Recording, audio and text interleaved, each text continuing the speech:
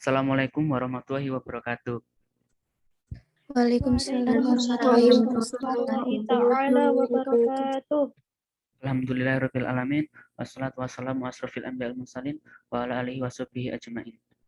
Pertama-tama marilah kita panjatkan puja dan puji syukur kepada Allah Subhanahu wa taala yang telah melimpahkan rahmat taufik dan hidayahnya sehingga kita dapat berkumpul pada acara malam hari ini yaitu penyuluhan tuberkulosis dalam keadaan sehat walafiat. Yang kedua kalinya, sholawat serta salam tetap kita curahkan pada junjungan kita Nabi besar Muhammad SAW yang telah menuntun kita dari zaman kegelapan menuju zaman terang benderang, yaitu adinul Islam. Yang terhormat kepada Bu Risna Yakti Mumpuni MKep selaku dosen pengampu mata kuliah keperawatan medical bedah.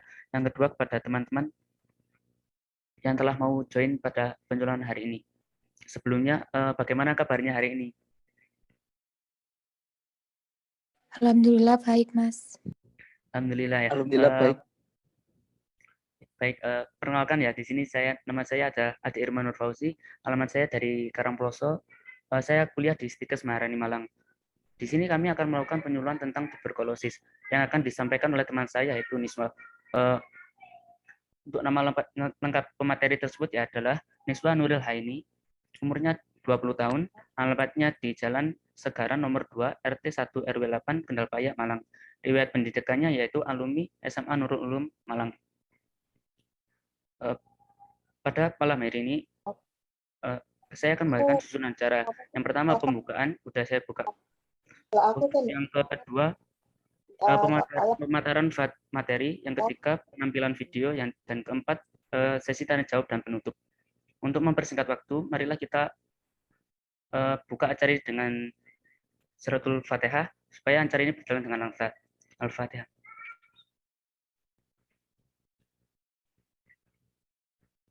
Baik, untuk sesi yang kedua yaitu sesi pemaparan materi. Pada Niswa Nuril Haini saya persilakan.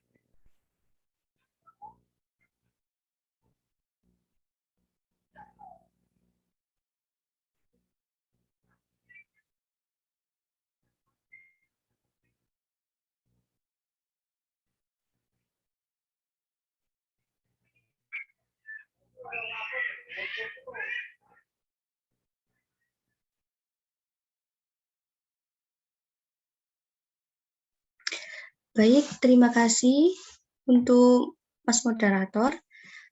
Perkenalkan, saya Niswa Nuril Haini dari Stikes Maharani Malang yang akan menjelaskan tentang penyakit tuberkulosis atau TBC. Next.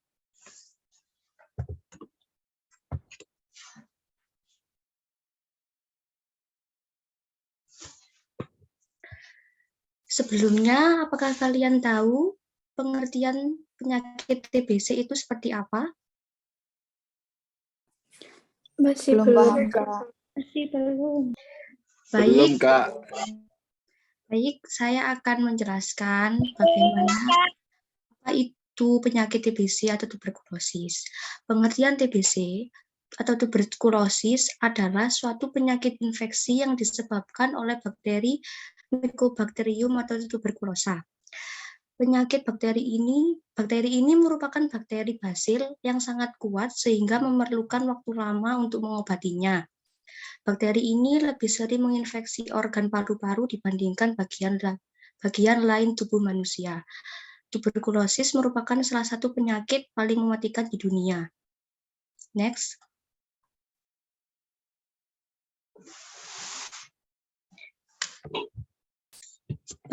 Penyebab TBC ini adalah infeksi bakteri Mycobacterium tuberculosis. Bakteri penyebab TBC ini umumnya menyerang paru-paru.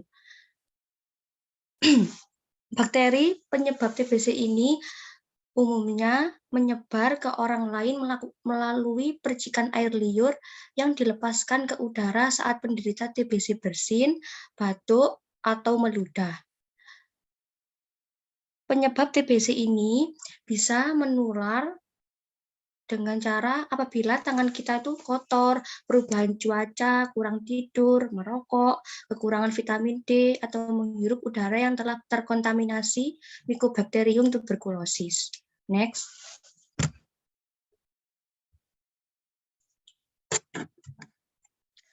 Resiko terkena TBC antara lain merokok, yang kedua kurang tidur, yang ketiga kurangnya vitamin D. Next. Penularan TBC. Penyakit ini ditularkan melalui udara oleh batuk atau bersin, menciptakan aerosol yang mengandung virus dari individu menular. Penularan TBC juga bisa tidak menutup hidung dan mulut ketika bersin dan batuk. Yang kedua, tidak mencuci tangan dengan bersih. Next.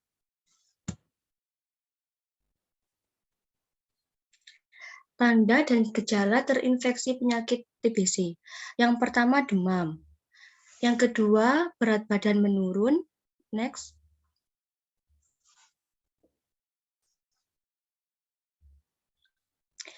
Yang ketiga, batuk, pilek, pusing. Yang keempat, sesak dan nyeri dada. Yang kelima, tidak nafsu makan. Next.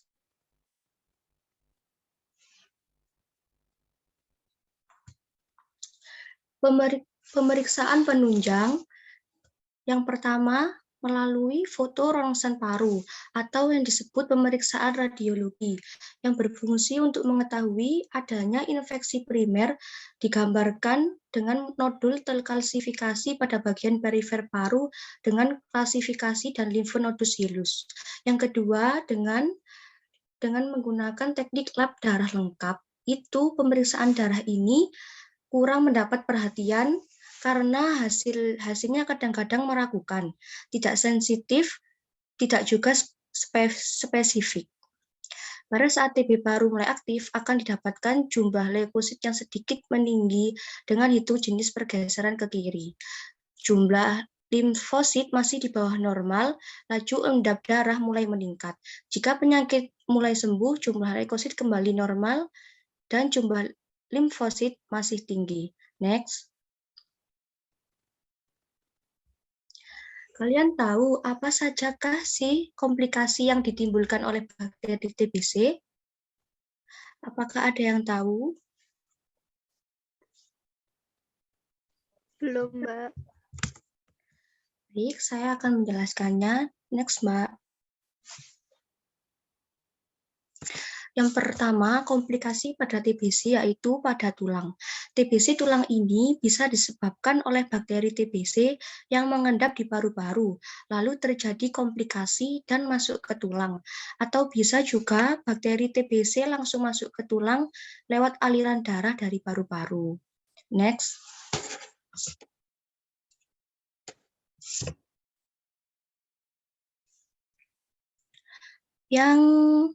Yang kedua, komplikasi pada brain atau otak. Bakteri TBC juga bisa menyerang otak. Gejalanya hampir sama dengan orang yang terkena radang selaput otak, seperti panas tinggi, gangguan kesadaran, kejang-kejang, juga penyempitan sel-sel saraf di otak. Kalau sampai menyerang selaput otak, penderita harus menjalani perawatan yang lama. Yang ketiga, pada usus. Selain karena komplikasi, TBC usus ini bisa timbul karena penderita mengkonsumsi makanan atau minuman yang tercemar bakteri TBC. Bakteri ini bisa menyebabkan gangguan seperti penyumbatan, penyempitan, bahkan membusuknya usus. Ciri penderita TBC usus antara lain, anak sering muntah akibat penyempitan usus hingga menyumbat saluran cerna. Next. Pencegahan TBC. Pencegahan TBC ini dapat dilakukan dengan cara penderita menjaga jarak dengan orang lain, terutama kelompok rentan seperti bayi dan anak-anak. Yang kedua, menghindari kontak langsung dengan orang, khususnya dengan orang yang terinfeksi penyakit TBC atau tuberkulosis. Yang ketiga, istirahat yang cukup. Yang keempat, penggunaan masker sangat dianjurkan saat seseorang sedang sakit TBC. Next. Pencegahan TBC, makan makanan yang bergizi seimbang dan olahraga secara rutin. ventilasi udara yang baik, dan yang terakhir membuang ludah di tempat yang tertutup, dan apabila ludahnya bercampur darah, segera dibawa ke puskesmas atau ke rumah sakit. Next. Pengobatan TBC bertujuan untuk menyembuhkan pasien, mencegah kematian, mencegah relaps, menurunkan penularan ke orang lain, mencegah terjadinya resistensi terhadap obat. Pengobatan membutuhkan waktu yang lama, 6-6 bulan untuk membunuh kuman dorman. Next. Obat-obatan yang biasanya digunakan untuk penderita TBC yaitu RAN, rifampicin, pyrazinamide, dan ethambutol. Next. Menurut Bahrudin 2016, cara pengobatan terdiri dari 2 fase. Yang pertama, fase initial atau fase intensif selama 2 bulan. Fase ini membunuh kuman dengan cepat dalam waktu 2 minggu. Pasien infeksius menjadi tidak infeksi dan gejala klinis membaik, BTA positif akan menjadi negatif dalam waktu 2 bulan. Yang kedua, fase lanjutan 4-6 bulan. Fase ini membunuh kuman persisten dan mencegah relaps. Pada pengobatan ini, fase 1 dan 2 membutuhkan pengawas minum obat atau PMO. Contoh pengobatan 2-HRZE atau 4-HR3. Maksudnya adalah fase initial obatnya adalah 2-HRZE, lama pengobatan 2 bulan, dengan obat INH, rifampicin, pyrazinamide, dan ethambutol diminum tiap hari. Yang kedua, fase lanjutan 4-HR3 adalah lama pengobatan 4 bulan dengan INH dan rifampicin diminum 3 kali sehari. Next. Sekian dan terima kasih penjelasan dari saya. Apabila ada salah kata dan salah pengucapan, mohon dimaafkan. Wassalamualaikum warahmatullahi wabarakatuh. Saya kembalikan kepada moderator.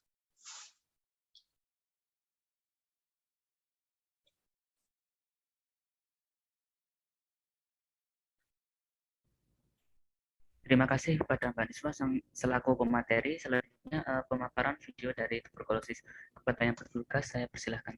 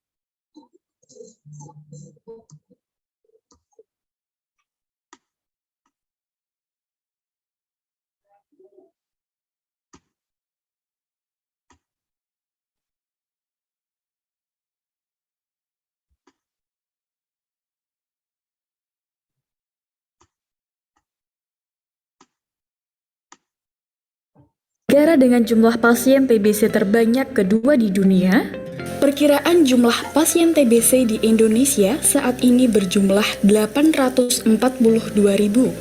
Dari jumlah tersebut, baru 60%-nya yang dilaporkan ke Kementerian Kesehatan. 40%-nya atau kira-kira 336.800 kasus TBC belum berobat atau belum dilaporkan.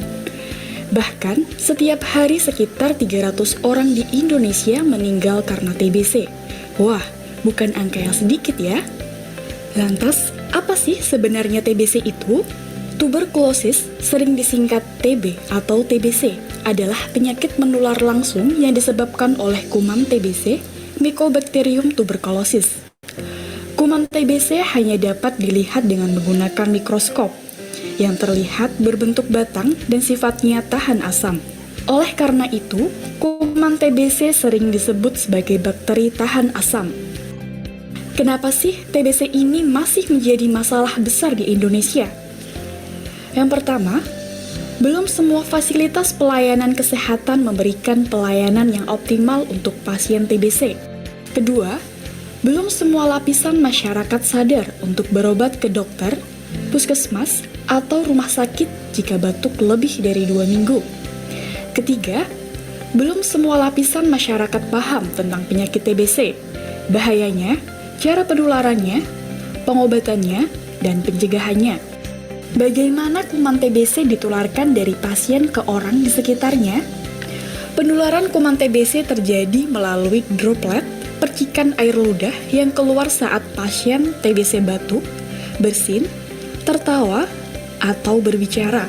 Kuman TBC tersebut selanjutnya akan terhirup oleh orang yang berada di dekat pasien tersebut. Siapa saja yang berisiko tinggi tertular TBC? Anak balita, lanjut usia, remaja, pasien diabetes mellitus, orang yang tinggal di rumah yang padat penghuninya, gizi buruk, dan pasien HIV. Berikut gejala jika kita terkena TBC.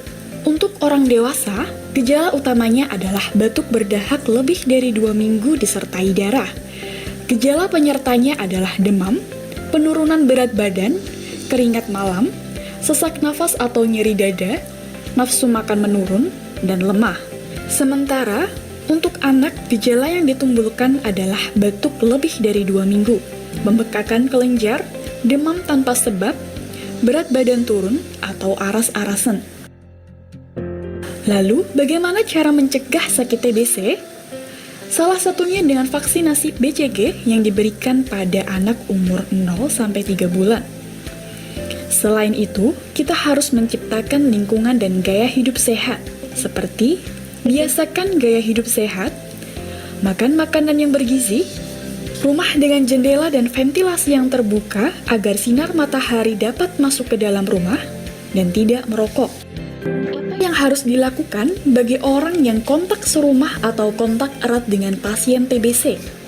Nah, kontak serumah adalah orang yang tinggal serumah minimal 1 malam atau sering tinggal serumah pada siang hari dengan kasus indeks dalam 3 bulan terakhir.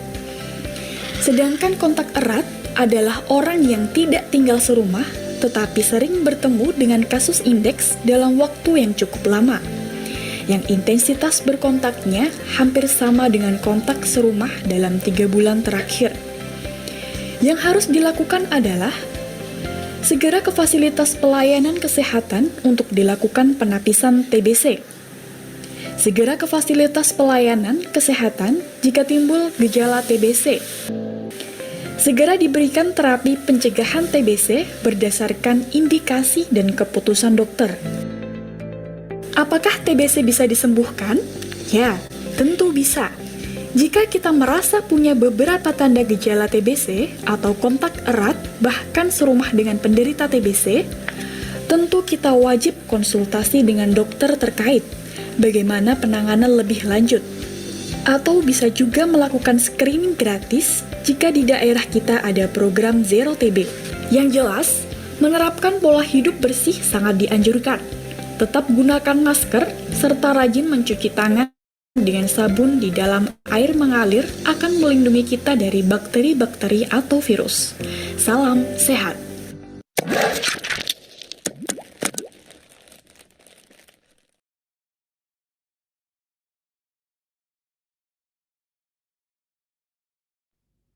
Baik, terima kasih pada Mbak Niswa yang telah memaparkan video sesi selanjutnya, yaitu sesi tanya jawab. Kepada audiens saya persilakan untuk bertanya pada dulu 3 pertanyaan.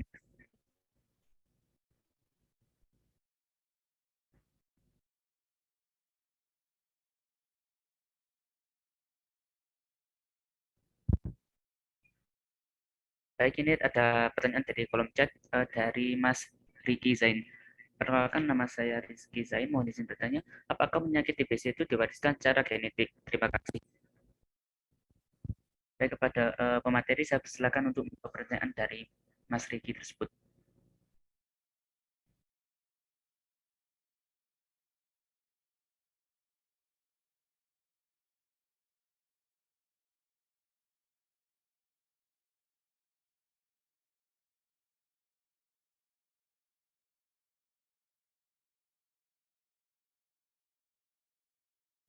Maaf Mas, ini bisa langsung dijawab apa nunggu pertanyaannya terkumpul?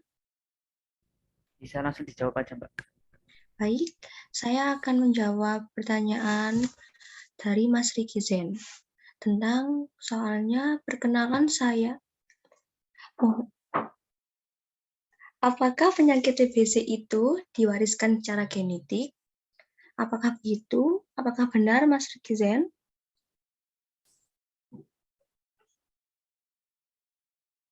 Ya, langsung saya jawab ya. Penyakit TBC tidak diwariskan secara genetik. Karena penyakit TBC bukanlah penyakit turunan, hanya karena penularannya adalah melalui percikan dahak yang mengandung kuman TBC. Maka orang yang hidup dekat dengan penderita TBC dapat tertular. Apakah bisa diterima, Mas?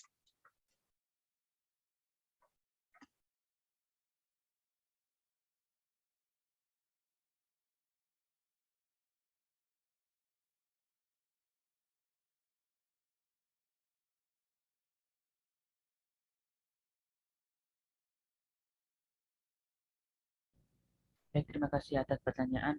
Pada yang lain, apakah ada yang ingin ditanyakan kembali? Masih ada 2 pertanyaan lagi. Mas, dari saya izin bertanya. Ya, baik, Mbak Rahma, silakan. Baik, terima kasih. Saya izin bertanya. Untuk penyakit TBC ini, apakah bisa sembuh total atau pulih total dengan cara mengkonsumsi obat secara teratur? Nah, apabila tidak mengkonsumsi secara teratur, apakah penyakit tersebut bisa datang kembali? Apakah bisa diterima, Mas?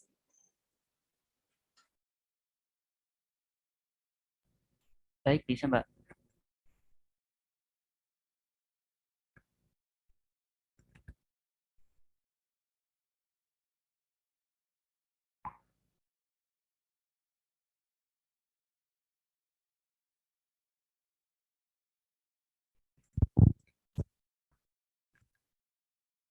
Saya akan membantu Mbak Niswa untuk menjawab pertanyaan dari Mbak Salis.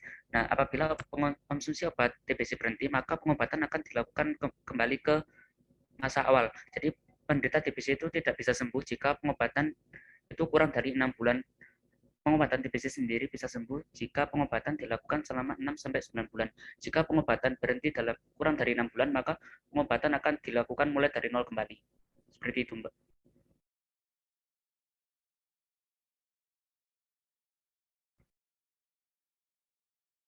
Berarti untuk penyakit TBC ini tidak bisa sembuh secara total ya, Mas? Bisa, Mbak, asal apabila dilakukan lab hasilnya negatif, setelah pengobatan lebih dari 6 bulan, maka TBC dinyatakan sembuh secara total.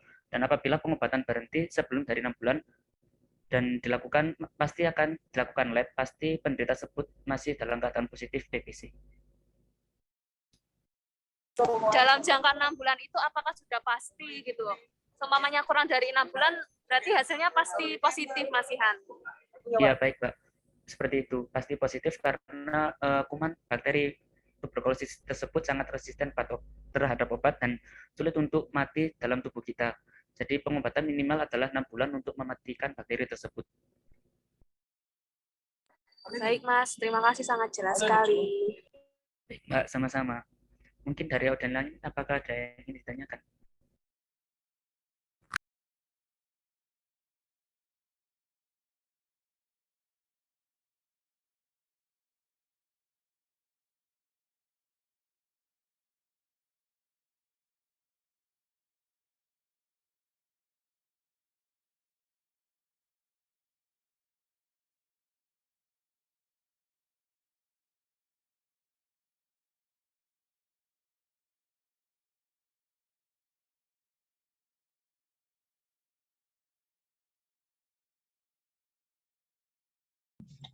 Mas Ade.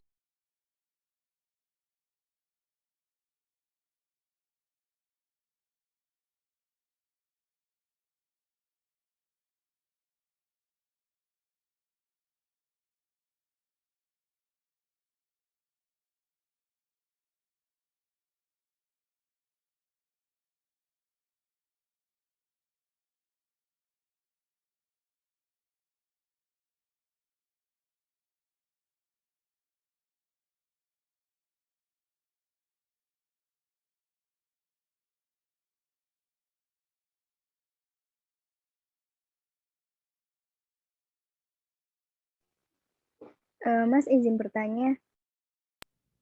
Baik, Mbak Salsa, silakan.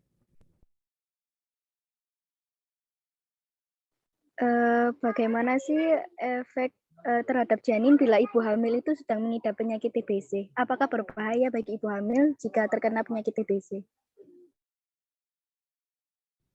Baik, kepada pemateri saya Terima persilakan kasih, untuk langsung. Mas. Ya, sama-sama, Mbak. Baik, pada pemateri saya persilakan untuk langsung menjawab.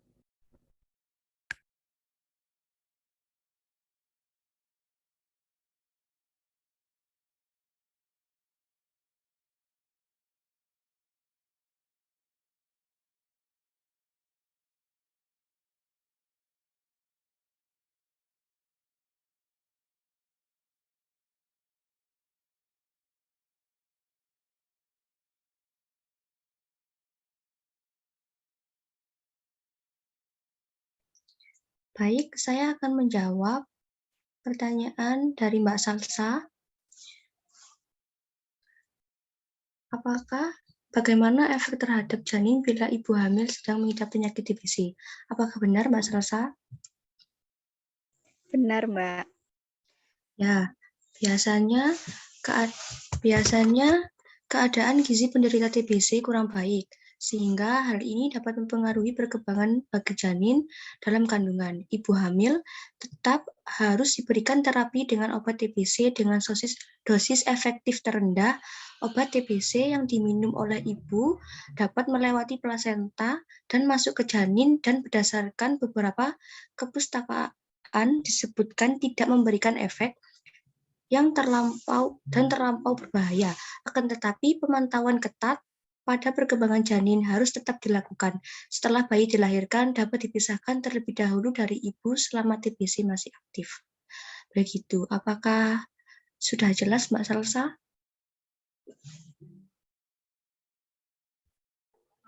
Baik, Mbak, sudah jelas.